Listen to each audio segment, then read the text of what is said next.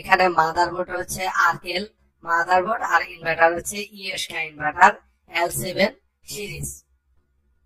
এখানে লেখা আছে মাদারবোর্ড, এটা পুরোটা হচ্ছে মাদারবোর্ড, আর এটা হচ্ছে ইনভার্টারের যে যে কানেকশন গুলা মাদারবোর্ডের সাথে হবে ওই কানেকশন গুলো আমরা এখানে দেখানো হয়েছে, বাকি কানেকশন গুলো এখানে হাইড রাখা হয়েছে। তো এখানে আমরা যেটা দেখতে পাচ্ছি এটা হচ্ছে ইনভার্টারের কিছু ধর্ম আছে, যেমন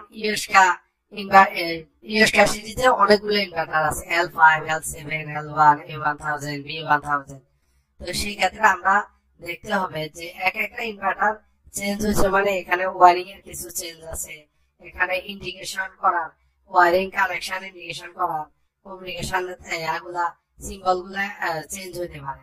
যেমন আমাদের ইএসকে সিরিজের ইনভার্টার এখানে লেখা আছে দেখেন বিএফডি মানে হচ্ছে ভেরিয়েবল ফ্রিকোয়েন্সি ড্রাইভার।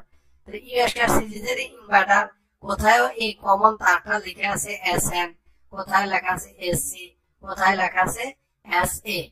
তো আমরা এই কনফিউশনটা দূর করার জন্য যখনই আমরা নতুন কোনো ইনভার্টার বা নতুন কোনো মাদারবোর্ডের সাথে পরিচিত হব, আমরা চেষ্টা করব অবশ্যই ওই ইনভার্টার বা ওই মাদারবোর্ডের ম্যানুয়ালটা একবার দেখে নিতে।